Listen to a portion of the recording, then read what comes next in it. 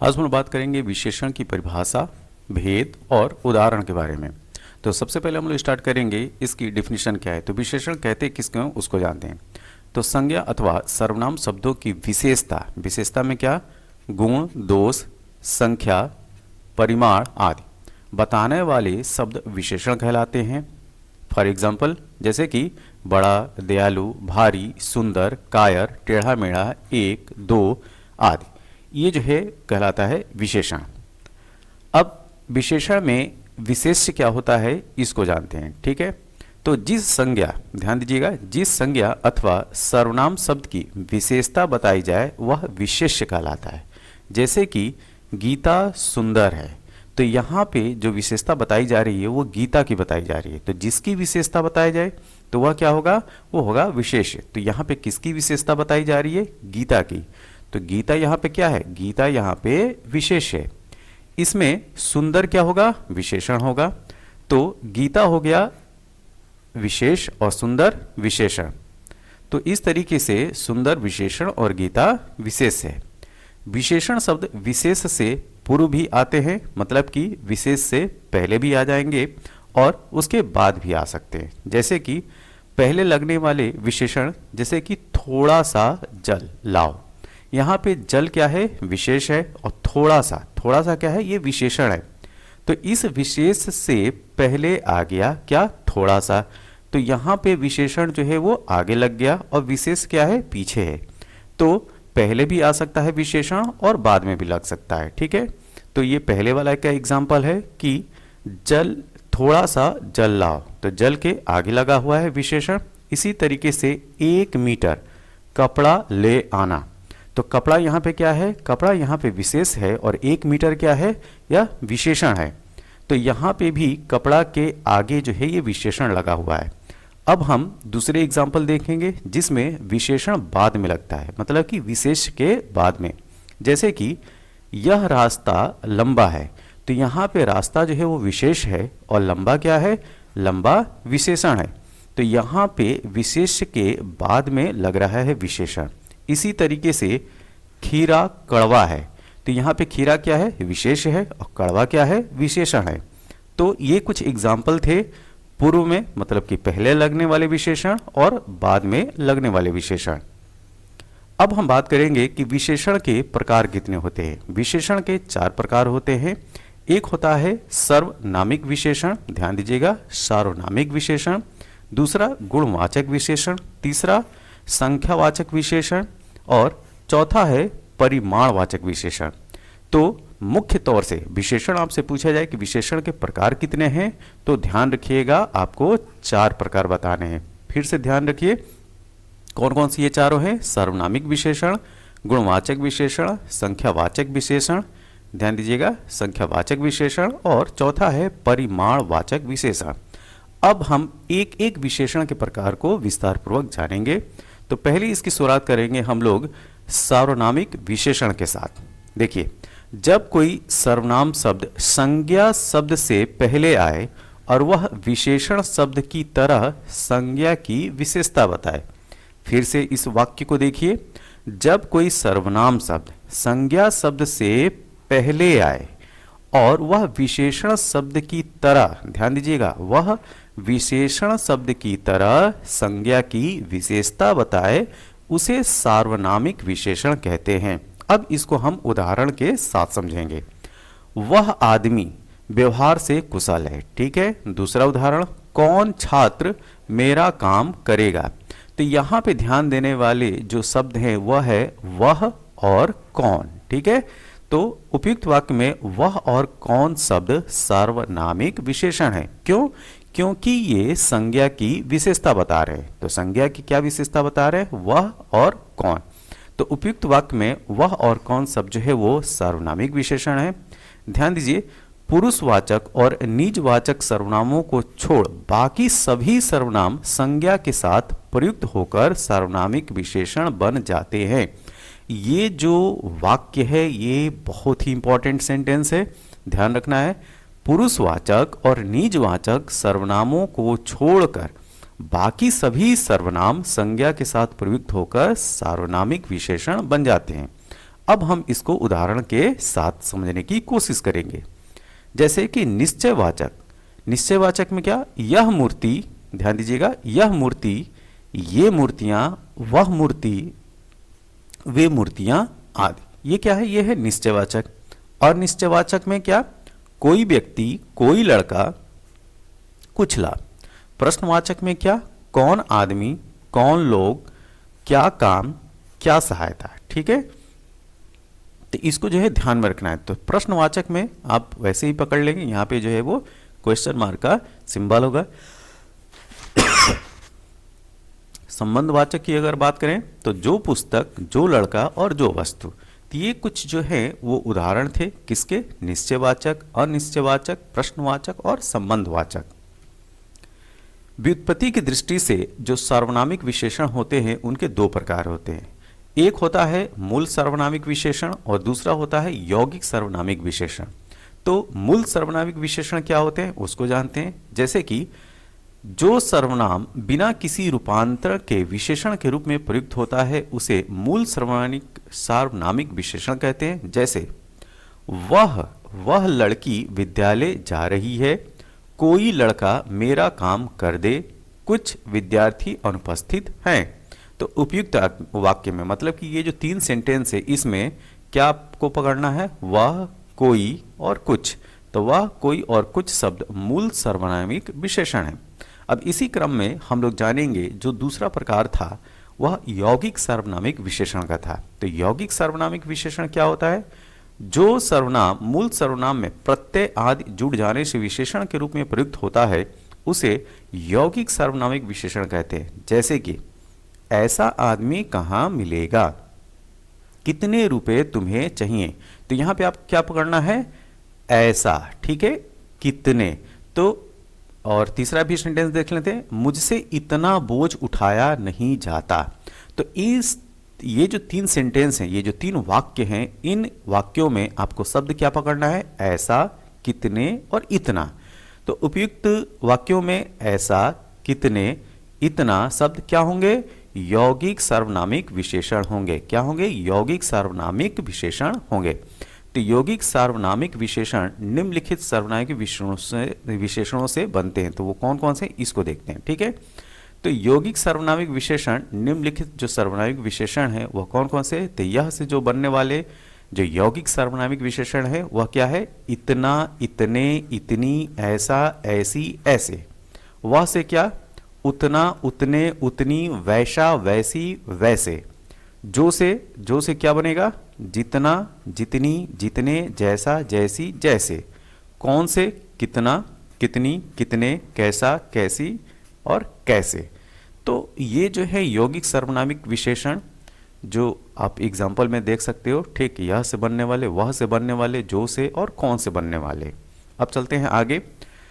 जो दूसरा विशेषण का प्रकार था वह था गुणवाचक विशेषण। तो जिस शब्द से संज्ञा या सर्वनाम के गुण, रूप, रंग आदि का बोध होता है उसे गुणवाचक विशेषण कहते हैं। जैसे बगीचे में सुंदर फूल हैं, या पहला वाक्य हुआ। धर्मपुर स्वच्छ नगर है, ये दूसरा वाक्य हुआ। स्वर्गवाहिनी गंदी नदी है, ये तीसरा है। स्वस्थ बच्चे खेल रहे हैं। अब इसमें हमको ढूंढना है कि गुणवाचक विशेषण क्या है। तो बगीचे में सुंदर फूल हैं, यहाँ पे जो सुंदर है यह गुणवाचक विशेषण है। धर्मपुर स्वच्छ नगर है, यहाँ पे स्वच्छ क्या है, गुणवाचक विशेषण है। स्वर्गवाहिनी गंदी नदी है, तो यहाँ पे नदी की विशेषता बताई जा रही है। तो कैसी गंदी है, कैसी नदी है, गंदी नदी है। तो यहाँ पे गंदी क्या हो गया, गुणवाचक विशेषण हो गया। स्वस्थ बच्चे, बच्चे कैसे हैं, स्वस्थ। तो ये हो गया गुणवाचक विशेषण के उदाहरण। तो उपयुक्त वाक्य में क्या, सुंदर, स्वच्छ, गंदी और स्वस्थ शब्द गुणवाचक विशेषण है। गुण का अर्थ ध्यान दीजिएगा, गुण का अर्थ अच्छाई भी है, ठीक, अच्छाई भी है और बुराई भी है। तो मतलब कि अच्छा ही नहीं किंतु कोई भी विशेषता हो सकती है, वो अच्छा भी हो सकता है, बुरा भी हो सकता है, खरा, खोटा, सभी प्रकार के गुण इसके अंतर्गत आते हैं। ठीक है, तो इसमें सकारात्मक और नकारात्मक दोनों तरीके के गुणों की बात की जाती है, ये ध्यान रखिएगा। अब समय संबंधी, तो समय संबंधी टाइम अकॉर्डिंग जो है गुणवाचक विशेषण क्या हो सकते हैं? तो नया, पुराना, ताजा, वर्तमान, भूत, भविष्य, अगला, पिछला। स्थान संबंधी क्या हो सकता है? लंबा, चौड़ा, ऊंचा, नीचा, सीधा, बाहरी, भीतरी। ठीक है। और आकार संबंधी अगर बात करें तो आकार में विशेषता क्या हो सकती है? गोल, चौकोर, सुडोल, पोला, सुंदर। ठीक है। दशा संबंधी क्या हो सकता है? दुबला, पतला, मोटा, भारी, गाढ़ा, गीला, गरीब, पालतू। आज जो है वो दशा संबंधी गुणवाचक विशेषण के उदाहरण है। वर्ण संबंधी मतलब कि कलर संबंधी। ठीक है। तो लाल, पीला, नीला, हरा, काला, बैंगनी, सुनहरी, आज जो है वो गुणवाचक विशेषण हो जाएंगे जो कि वर्ण संबंधी हैं। ठीक है, रंग संबंधी हैं। गुण संबंधी में क्या हो जाएगा? भला, बुरा, उचित, अनुचित, पाप, झूठ आदि। संज्ञा संबंधी अगर हम लोग बात करें तो मुंबईया, बनारसी, लखनवी, ये हैं गुणवाचक विशेषण। अब हम जो तीसरा प्रकार है, ठीक है, विशेषण का संख्यावाचक, उसकी हम बात करेंगे। ठीक है। तो जिस विशेषण से, ध्यान दीजिएगा, जिस विशेषण से संज्ञा या सर्वनाम की, जैसा नाम ही है संख्यावाचक विशेषण, तो किस चीज का बोध होगा? संख्या का बोध होगा। तो जिस विशेषण से संज्ञा या सर्वनाम की संख्या का बोध होता है उसे संख्यावाचक विशेषण कहते हैं। जैसे कक्षा में 40 विद्यार्थी उपस्थित हैं, तो यहाँ पे संख्या का बोध हो रहा है। कितने विद्यार्थी उपस्थित है? 40 विद्यार्थी उपस्थित है। तो यहाँ पे संख्यावाचक विशेषण क्या है? 40। दोनों भाइयों में बड़ा प्रेम है, तो यहाँ पे दोनों क्या हो गया? संख्यावाचक विशेषण। उनकी दूसरी लड़की की शादी है, तो दूसरी क्या है? संख्यावाचक विशेषण। देश का हर एक बालक वीर है, तो हर एक क्या है? संख्यावाचक विशेषण। तो हमने यहाँ पे जो है जान लिया कि तो उपयुक्त वाक्यों में 40, दोनों, दूसरी, हर एक शब्द संख्यावाचक विशेषण है। अब हम बात करेंगे कि संख्यावाचक विशेषण के प्रकार कितने होते हैं। तो संख्यावाचक विशेषण के भी 2 प्रकार होते हैं। एक निश्चित संख्यावाचक विशेषण और दूसरा क्या हो जाएगा? अनिश्चित संख्यावाचक विशेषण। अब हम बात करेंगे कि निश्चित संख्यावाचक विशेषण में क्या क्या है। निश्चित संख्यावाचक विशेषण जैसे कि 1, 5, 7, 12, तीसरा, ये क्या है? ये डेफिनेट नंबर है। ठीक है, ये निश्चित संख्या है। ठीक है, 1, 5, 7, 12, तीसरा आदि। ठीक है। तो इस तरह के विशेषणों को क्या बोलेंगे हम? निश्चित संख्यावाचक विशेषण। और निश्चित संख्यावाचक विशेषण में क्या होगा? जैसे कि कई, अनेक, सब, बहुत। यहां से जो है एक निश्चित संख्या की आप बात नहीं कर सकते हैं, तो इस वजह से कई, अनेक, सब, बहुत, अगर इस तरीके की विशेषण आते हैं तो उनको हम क्या बोलेंगे?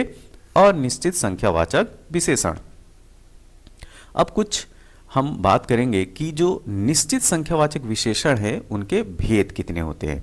तो निश्चित संख्यावाचक विशेषण के 6 भेद होते हैं। बहुत ही इंपॉर्टेंट है, ध्यान रखिएगा। ठीक है।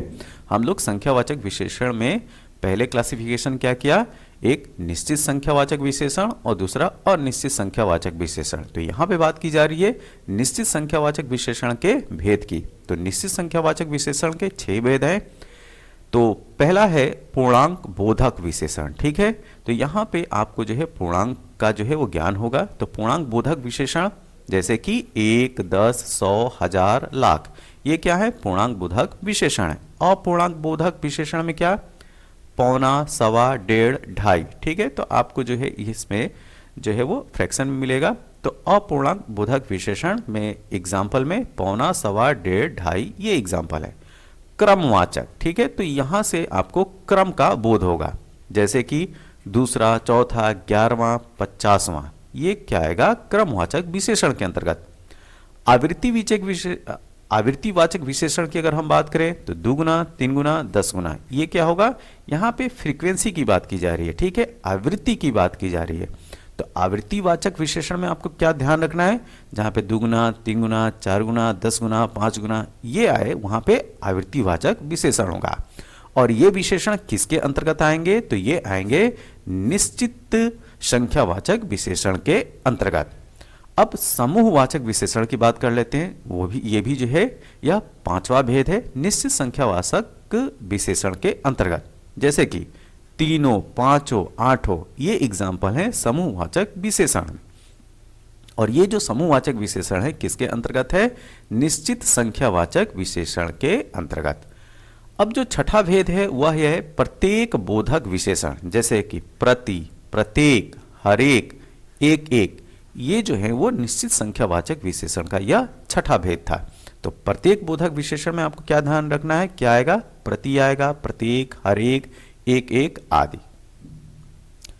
अब हम बात करेंगे निश्चित संख्यावाचक विशेषण के बाद अनिश्चित संख्यावाचक विशेषण, जो कि हमने जो है क्लासिफाई किया था। यहाँ पे आप देख सकते हैं हमने दो भेद बताए थे संख्यावाचक विशेषण के, क्या, एक निश्चित संख्यावाचक विशेषण और दूसरा क्या था, अनिश्चित संख्यावाचक विशेषण।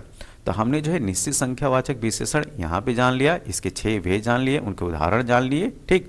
अब हम बात करेंगे जो अनिश्चित संख्यावाचक विशेषण उसके बारे में। जैसे कि अनिश्चित संख्यावाचक विशेषण से अधिकतर बहुत का बोध होता है, जैसे कि सारे आम सड़ गए, ठीक है। यहाँ पे सारे क्या होगा, अनिश्चित संख्यावाचक विशेषण हो गया। पुस्तकालय में असंख्य पुस्तकें हैं, तो असंख्य यहाँ पे क्या है, अनिश्चित संख्यावाचक विशेषण है। लंका में अनेक महल जल गए, तो अनेक क्या है, अनिश्चित संख्यावाचक विशेषण का उदाहरण। सुनामी में बहुत सारे लोग मारे गए, ये भी जो है अनिश्चित संख्यावाचक विशेषण का एग्जाम्पल है।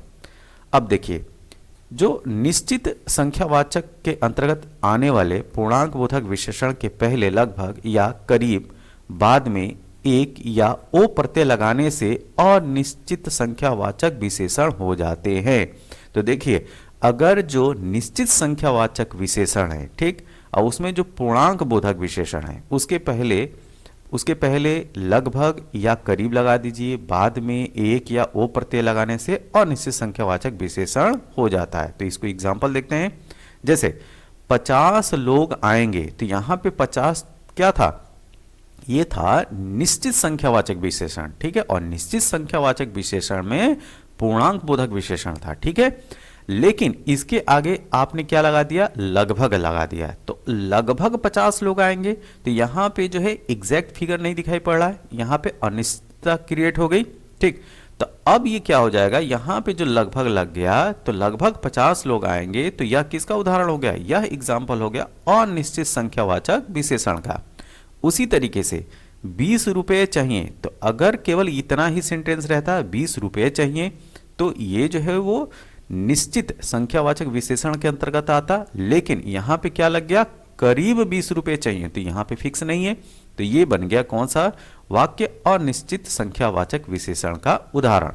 इसी तरीके से सैकड़ों लोग मारे गए, तो यहाँ पे सैकड़ों जो है वो परिभाषित नहीं है, सैकड़ों में कितना, 200, 300, 400, 500, ठीक है। तो ये भी क्या आएगा, ये भी जो है अनिश्चित संख्यावाचक विशेषण के उदाहरण के तौर पर इसको भी लिया जाएगा, ठीक है। अब ध्यान दीजिए, कभी कभी दो पूर्णांक बोधक साथ में आकर अनिश्चयवाचक बन जाते हैं, ठीक है। अब इसको देखते हैं ये कैसे होता है। तो दो पूर्णांक, यहाँ पे देखिए उदाहरण के तौर पे 40 और 50, ये क्या है, ये जो है दो पूर्णांक बोधक जो है संख्यावाचक विशेषण के अंतर्गत आएंगे, 40 50।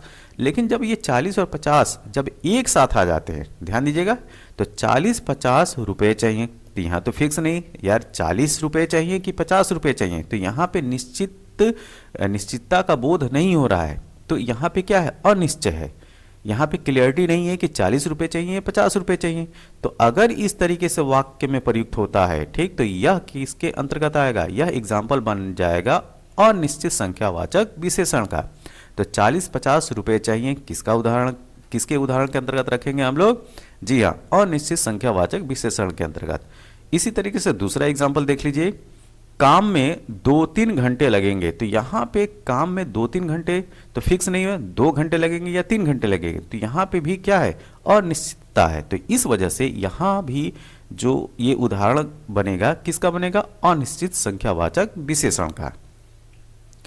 अब हम बात करेंगे जो विशेषण का चौथा प्रकार था, परिमाणवाचक विशेषण। तो परिमाणवाचक विशेषण क्या होता है उसको देखते हैं। देखिए, जिस विशेषण से किसी वस्तु की नाप तोल का बोध होता है उसे परिमाण बोधक विशेषण कहते हैं, ठीक है। तो फिर से देखिए इसकी डेफिनेशन को, इसकी परिभाषा को, जिस विशेषण से किसी वस्तु की नाप तोल का बोध होता है, मतलब कि नाप तोल का पता चलता है, उसे हम परिमाण बोधक विशेषण कहते हैं। जैसे मुझे 2 मीटर कपड़ा दो, ठीक है। तो यहाँ पे कपड़ा कितना 2 मीटर, तो यहाँ पे नापतोल का बोध हो रहा है ना, कितने मीटर कपड़े चाहिए 2 मीटर चाहिए। तो यहाँ पे जो 2 मीटर होगा वह परिमाणवाचक विशेषण के अंतर्गत आएगा। इसी तरीके से जो दूसरा जो उदाहरण है, दूसरा एग्जाम्पल देखते हैं। उसे 1 किलो चीनी चाहिए, तो चीनी कितनी चाहिए 1 किलो, तो यहाँ पे 1 किलो क्या है परिमाणवाचक विशेषण है। बीमार को थोड़ा पानी देना चाहिए, तो यहाँ पे जो थोड़ा पानी है क्या है, तो यह है परिमाणवाचक विशेषण। तो ध्यान दीजिएगा, उपयुक्त वाक्य में 2 मीटर 1 किलो और थोड़ा पानी शब्द परिमाण बोधक विशेषण है। और ध्यान दीजिएगा, परिमाण बोधक विशेषण के भी 2 प्रकार होते हैं, ठीक है। तो या तो एक निश्चित परिमाण होगा या अनिश्चित परिमाण होगा, ठीक है। तो परिमाण बोधक के भी 2 प्रकार, एक निश्चित परिमाण बोधक विशेषण और दूसरा अनिश्चित परिमाण बोधक विशेषण। तो ये जो 2 हैं ये परिमाणवाचक विशेषण के प्रकार हैं। अब हम इसके अंतर्गत इसके एग्जाम्पल को देखेंगे।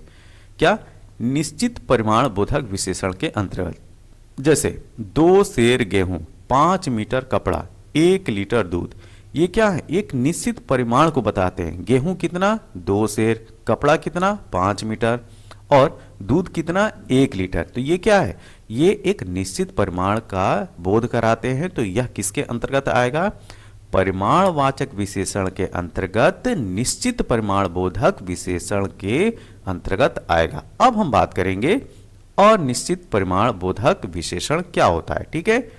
थोड़ा पानी अधिक काम, ठीक है, थोड़ा पानी अधिक काम कुछ परिश्रम।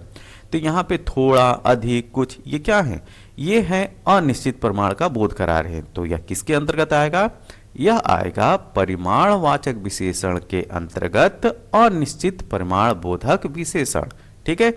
तो परिमाण बोधक विशेषण अधिकतर भाववाचक, द्रव्यवाचक और समूहवाचक संज्ञाओं के साथ आते हैं। तो वो संज्ञा कौन सी होगी, भाववाचक संज्ञा होगी, द्रव्यवाचक संज्ञा होगी और समूहवाचक संज्ञा होगी। तो परिमाण बोधक विशेषण अधिकतर भाववाचक, द्रव्यवाचक और समूहवाचक संज्ञाओं के साथ आते हैं।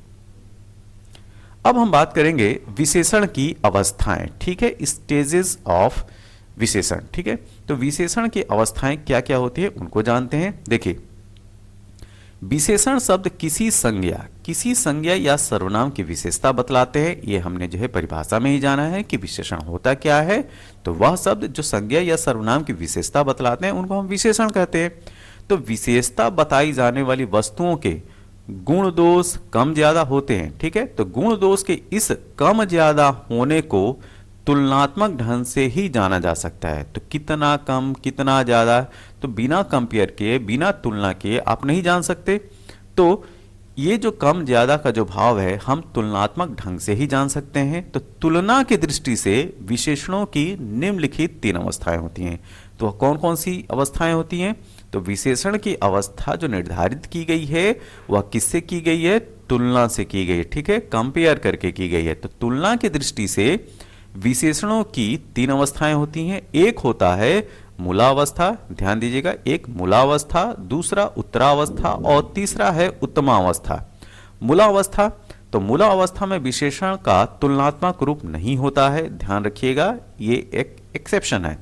तो मूला अवस्था में विशेषण का तुलनात्मक रूप नहीं होता है, वह केवल सामान्य विशेषता ही प्रकट करता है। जैसे कि सावित्री सुंदर लड़की है, ठीक है, तो सावित्री कैसी लड़की है, तो सावित्री सुंदर लड़की है। सुरेश अच्छा लड़का है, तो सुरेश कैसा लड़का है, अच्छा, ठीक है, तो सुंदर अच्छा। सूर्य तेजस्वी है, ठीक, तो सूर्य कैसा है, तेजस्वी है, ठीक। तो ये जो है मूला अवस्था विशेषण हैं। अब उत्तरा अवस्था की हम बात करें, जब 2 व्यक्तियों या वस्तुओं के गुण दोषों की तुलना की जाती है तब विशेषण उत्तरा अवस्था में प्रयुक्त होता है। जैसे कि रविंद्र चेतन से अधिक बुद्धिमान है, ठीक है, तो रविंद्र किससे अधिक बुद्धिमान है, तो चेतन से। तो यहाँ पे रविंद्र और चेतन की बुद्धिमत्ता की तुलना की जा रही है, ठीक है। तो रविंद्र चेतन से अधिक बुद्धिमान है, तो यह उत्तरा अवस्था विशेषण का एग्जाम्पल है। सविता रमा की अपेक्षा अधिक सुंदर है, ठीक है, तो सविता किसकी अपेक्षा अधिक सुंदर है, तो रमा की अपेक्षा। तो अधिक, अपेक्षा, ये सब क्या है, ये जो है ये उत्तरा अवस्था विशेषण के एग्जाम्पल हैं। अब हम बात करेंगे उत्तमा अवस्था। ठीक है, तो उत्तमा अवस्था में दो से अधिक व्यक्तियों एवं वस्तुओं की तुलना करके किसी एक को, ध्यान दीजिएगा, किसी एक को सबसे अधिक अथवा सबसे कम बताया जाता है। ठीक है, तो उनमें जो है सबसे अधिक या सबसे कम एक को बताना क्या आएगा, उत्तम अवस्था आएगा। जैसे कि पंजाब में अधिकतम अन्न होता है। ठीक है, तो अन्न यहां पे सबसे ज्यादा कहां पे होता है, अधिकतम की बात की जा रही है ना, तो सबसे ज्यादा पंजाब में होता है, तो ये उत्तम अवस्था का एग्जाम्पल है। ठीक है, तो पंजाब में अधिकतम अन्न होता है। अगला एग्जाम्पल है संदीप। ठीक है, तो संदीप निकृष्टतम बालक है, तो निकृष्टता का जो उच्च है। ठीक है, तो निकृष्टतम बालक कौन है, संदीप। तो यह क्या होगा, यह उत्तमा अवस्था के अंतर्गत आएगा। अब इसी क्रम में हम लोग जानेंगे कि प्रविशेषण किसे कहते हैं। ठीक है, ये एग्जाम में जो है वो पूछा भी जाता है और पूछा भी गया है। तो प्रविशेषण किसे कहते हैं, इसको जान लेते हैं। तो ध्यान दीजिए, विशेषण की विशेषता, बहुत ही जो है वो ध्यान देने वाली बात है। प्रविशेषण क्या है, विशेषण की विशेषता। ठीक है, विशेषण की विशेषता बताने वाले शब्द को प्रविशेषण कहते हैं। जैसे कि बहुत मोटा आदमी। ठीक है, तो मोटा तो ऑलरेडी यहां पे क्या है, विशेषण है, लेकिन मोटा भी कितना, बहुत। ठीक, तो इस मोटा विशेषण की भी विशेषता कैसा, बहुत मोटा, तो यहां पे बहुत क्या हो जाएगा, ये प्रविशेषण का एग्जाम्पल हो जाएगा। ठीक है, फिर दूसरा एग्जाम्पल देखें, बिल्कुल दुबली औरत। ठीक है, तो दुबली तो है ही विशेषण, लेकिन इस दुबली की भी विशेषता क्या, बिल्कुल दुबली, तो बिल्कुल क्या हो गया, प्रविशेषण हो गया।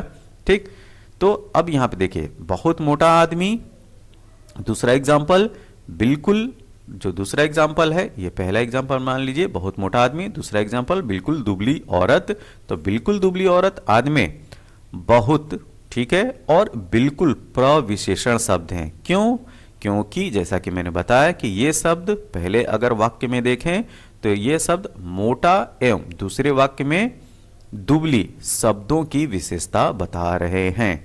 तो प्रविशेषण आप किन्हें कहेंगे, विशेषण की विशेषता बताने वाले शब्द को प्रविशेषण कहते हैं। और ये एग्जाम्पल याद रखिएगा, क्या, बहुत मोटा आदमी, इसमें बहुत क्या है, प्रविशेषण का उदाहरण है।